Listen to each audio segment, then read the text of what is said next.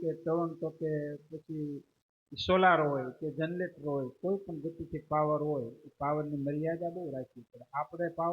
આપણે જે કનેક્શન લીધું હોય, પૈસા ભર્યા હોય, વાયરિંગ કર્યું હોય, તો અડાય નહીં. હે તો ગુરુની મર્યાદા બાપ બહુ રાખી, ધર્મની મર્યાદા બહુ રાખી, ભક્તિની મર્યાદા. અને જેટલું ડિસ્ટન્સની મર્યાદા છે ને, અને એટલું જ આપણને ફાયદો થાય ને એટલે જ આપણે આગળ વધીએ. પોલીસવાળાની મર્યાદા પોલીસવાળા, અને વડાપ્રધાનની મર્યાદા એમ જ હોય. માતા પિતાની મર્યાદા, પતિ પત્નીની મર્યાદા, ગુરુ શિષ્યની મર્યાદા, આ બધી પ્રથમ ભક્તિની માલિપા ભગવાન રામે કીધું. પ્રથમ ભક્તિ સંતન કર સંગા, સદગુરુનો સંગ, સંતોનો સંગ, તો પ્રથમ વિવેક આવે. જો ઘેરે તમે સોફા માથે બેઠા હોય, ટેકણીએ બેઠા હોય, આમ બધા આમ કાંઈક આપણે હોય, બરોબર, કાંઈક હોય. અહીંયા કેવા બેસી જાય, સામણા ઉતરવા મને, વાળવા મને. ગુરુનું તો બાળક જ હોય ને, સંતુ સદગુરુ સંતોના તો, હરિગુરુ સંતોના તો બાળક જ હોય. કાંઈક બનવું નહીં, અને બન્યા એટલે માનવાનું માર ખાઈ જાય. પ્રથમ વિવેક.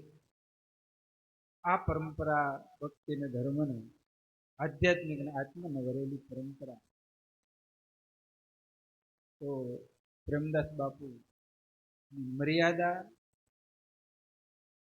આપણે બાપાએ બહુ પાડેલી. અને ઘણી વખત નજીકથી બે ને તો 4 જણા હોય, મારી નથી ગુરુ મહારાજ. એ વાત કરતા કરતા એ હૃદય ભરાઈ જાય. કારણ કે કેવલ્ય ગુરુ જ પ્રેમ, કોઈ દંભની આ મોટામાં મોટી ઉપાસના. ગુરુ શરણમાં રહી અને ગુરુ ગુરુ કરી, બસ બીજું કાંઈ ના. અને એના વચન લેવા.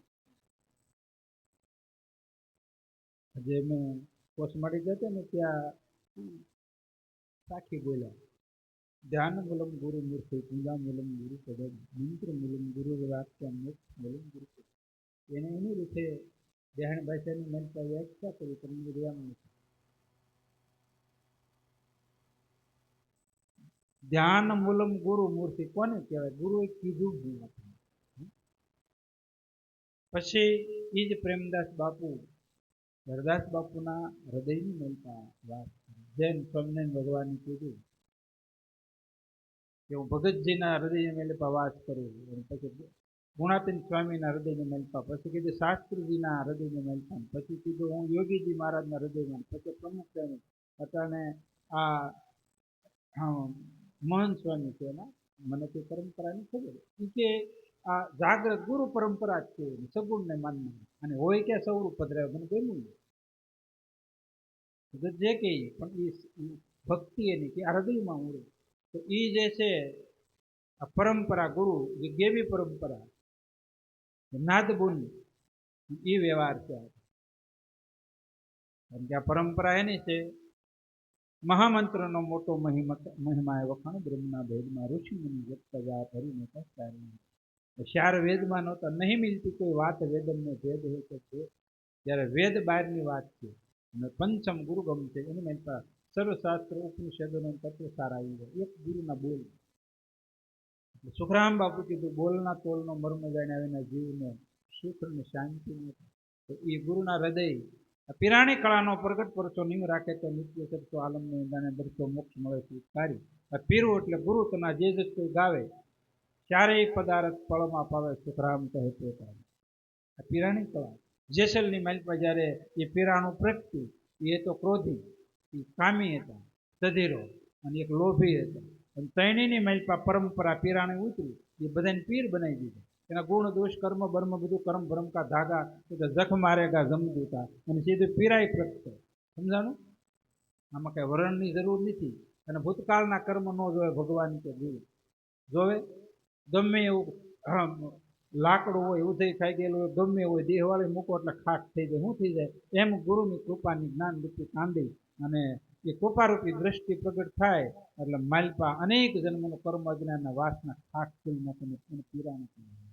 શું કહેવામાં આવે? એ જ વેહામણ બારવોટિયા હતા, હણકા બાફીને ખાતા હતા, જીવતા, અને આપા દાના ત્યાંથી નિહર્યા, અને ખબર છે કે આ જીવનો ઉદ્ધાર કરે. બારવોટિયા, જેને કોઈ દી સંત દર્શન નથી કર્યા, ભક્તિ ભજન હું ખબર નહોતી, નામ હું, ભગવાન હું, જગત હું, માયા હું, કાંઈ ખબર જ નથી, પણ એ પસાર ત્યાં ઘોડે લઈ અને સામેથી બારોટ જાય એટલે તને દાન બાપાને હારે એના ભક્તો હારે હતા ઘોડીએ લે અને ત્યાં પધરામણી પણ સંતોની પધરામણી છે ને રસ્તામાં ઘણા એનો ઉદ્ધાર કર્યો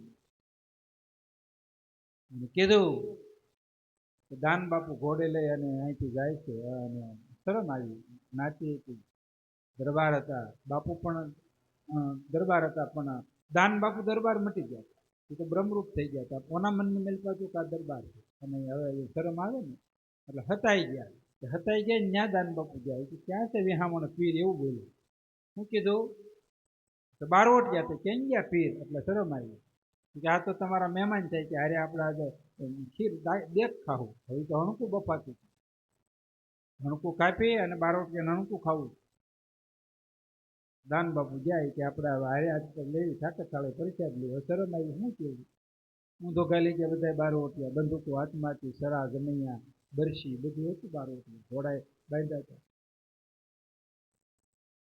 કારણ કે છેલ્લી દ્રષ્ટિ છે ને મહાપુરુષની કારણ કે જેટલા રામદેવજી મહારાજે પરસા દીધા એટલા દાન બાપુ દીધેલા એટલા જ પરસા દીધા અને પરસો દેવો નથી પડતો એને દ્રષ્ટિને સંકલ્પ હોય થાય મહાપુરુષો સંકલ્પની દ્રષ્ટિથી કેવી પણ આપણી દ્રષ્ટિ એવી હોય ને એટલે આપણને બીજું દેખાય બીજું દેખાય દાન બાપુ ગામમાં બહુ નથી માનતા સલાહ ઉધાર કોઈ નથી દેતું અને હજી તો પીરાય આને સુધારવાના કોણ સુધરે સુરવીરતા જેને હૃદયની માનપા હોય લકડી સો પકડી અને કાપે મરે કા મારે એ સુધરે કોણ માર્ગ શે સુરા પુરાનો કાયર નરના કામ પછી થાય ફજેતી અધૂરાની કસોટી થાય પૂરે આ કસોટી હોનું ચડે એ તાવવાનું હોય સમજાય એની માનપા થોડુંક મેલ હોય ને પિત્તળ એક બાજુ જ કરી નાખે સમજ કેસરી કોપ કદી ન કરે અને કરે તો પાછા ડગલા ન ભરે કા પોતે અને કા બીજાને અને આ માર્ગ છે સુરાનો અને સુરા તે મન મારીને મેંદો કરે ને થાય સત્તુર એનું કામ છે તો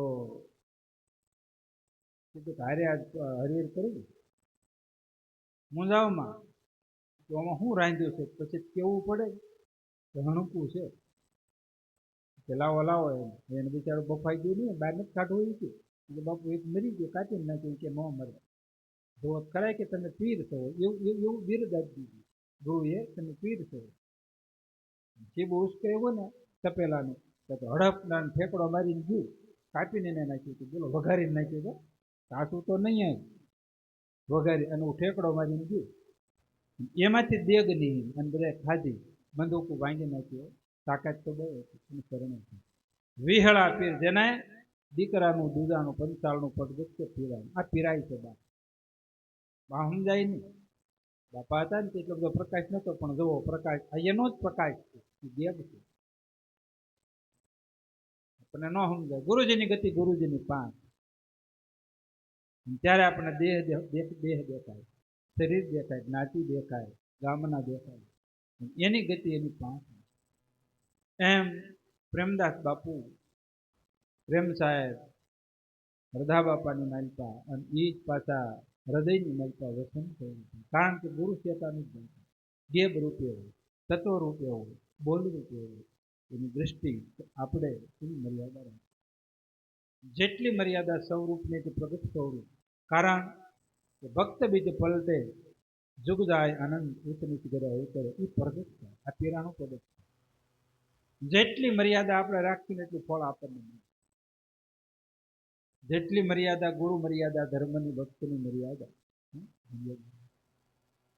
અને જો મર્યાદા ગુરુની મૂકી તો ફળમાં પાયમાલ થઈ જાય ગમે ત્યાં આટલી સવારામ બાપાએ કીધું કે સદગુરુ સેવા દોઈલી તો 2 દી 5 પછી વર્ષ સુધી છે એટલે 25 વર્ષ અંત સમય સુધી નિભાવ્યું નકડીને થયું હે કકા કરી સદગુરુનો સંગ તો રવિચંદ્રમાં લાગે આપણા હૃદયની માલપા શુદ્ધ સત્વ ગુણ અને ત્રિગુણાતીત રંગ લાગવો જોઈએ બાપ રજો ગુણ અતિશય પ્રવૃત્તિ કામના ભોગ તો જગતની માલપા પ્રશંસા આળસ નિંદ્રા અભિમાન અને અજ્ઞાન એ દૂર કરી અને ભગવાનને પણ કીધું ભગવાન જ્યારે વનગમન કર્યું અને ત્યારે ક્યાં રહો એવો પ્રશ્ન ભગવાને પૂછ્યો અનેક સંતોને પૂછ્યું ક્યાં રહો ભગવાને ભગવાનને જવાબ આવે, તમે ક્યાં નથી કહો, પણ નહીં છતાંય વિશેષ શું ક્યાં રહે કે નિર્મળ જેનું મન અને હૃદય થઈ ગયું હોય ભગવાન, તમે સદાય એ સાધુ સ્વરૂપની મલક તમારી. તો આપણે પણ સદગુરુના શરણ માલપા હોય તો સાધમાં રહે. કારણ કે અતિશય ભોગ, અતિશય વૈભવ, અતિશય કામના એ રજોગુણ છે. એની માલપા ભગવાન ન રહે. રહેવાનું છે તો આમાં જ ગ્રહસ્થમાં સંસારમાં રહીને આપણે ભક્તિ કરવાની. કોઈ એવી પ્રેરણા નથી કે તમે બધા લુગડાને લુગડા બદલે નહીં. ગંગા સતીએ કીધું, નિર્મળ થઈને તમે આવો ની મેદાન માને, સમજાવું ગુરુજી નિર્મળ થઈને તમે આવો ની મેદાન માને, સમજાવું જીવન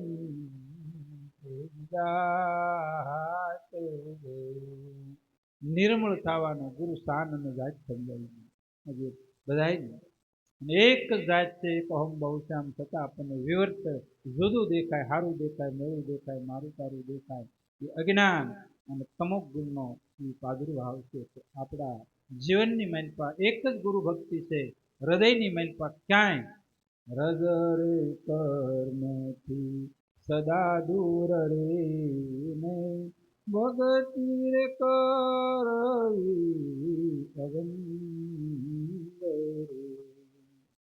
જીવનની માલપા રજ કર્મ એટલે લેશ માત્ર રજોગુણ કે તમોગુણ ભક્તિ કરો ઉચ્ચ ધરતી જહા મતીને પહોંચે હરિહરિ કે ભક્તિની માલપા નિર્મળ થવાનું. અને એ જ નિર્મળ ક્યારે થવાય? બાપ કાંઈ કરવાનું નથી. એક ટીપણાની માલપા કાદવ ભર્યો હોય ને એક જ શુદ્ધ નળી પાણી લાવવા જેવો ડખોળતાની હળવેળ કરતા બધો ડખો નિહરી જાય. તો બસ કેવલ્ય ભગવાનના નામની ભક્તિને રેણી ઘર બતાવ્યું છે. અને આ હંસલાની અચાનક ભલે થોડા છે પણ થોડામાં સમજણ લાગે.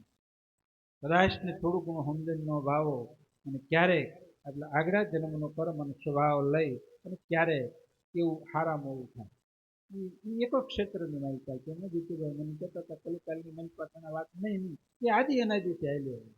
એ આદિ અનાદિથી આમ જ હાલવાનું છે, એમાં રહીને ભક્તિ કરવાની. હે એક વખત દ્વારકા ગયા હતા ને તો હોડકાની માલિકા મોટું જહાજ હોય.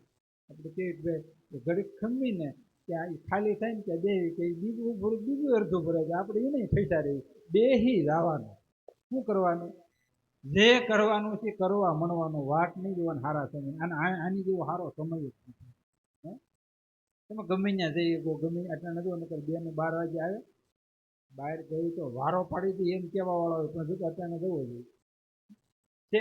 અત્યારે બહુ સમય સારો કલિકાલની માહિતી અને નાના એવા યુગની માલિકા બાપ 18 કરોડ 12 કરોડ કરીશું કેટલા ભક્તિને માલિકી. અને એ 4 યુગને એક બારી કહી ગયા હરી ગયા એક જ ભક્તિ છે. સમજાને જેને સદગુરુ વચનમાં હોય દ્રઢ વિશ્વાસ અંધારું એનું મતું ભગવાનમાં એક જ છે કેવલ્ય વિશ્વાસ ભાવ.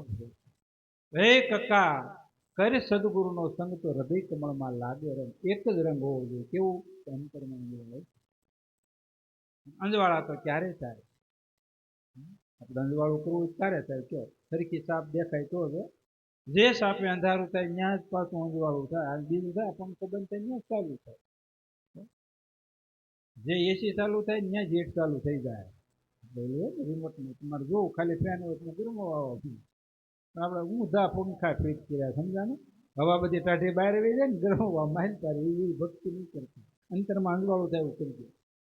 ક્યારેક ક્યારેક દેવા અંધારું હોય આપણે તો ભક્તિ કરીએ છીએ હેઠે અંધારું હોય આર પાર. તો ભક્તિ સ્વયં પ્રકાશિત પ્રકારની મળતા કીધું ભક્તિ તો સ્વયં પ્રકાશ.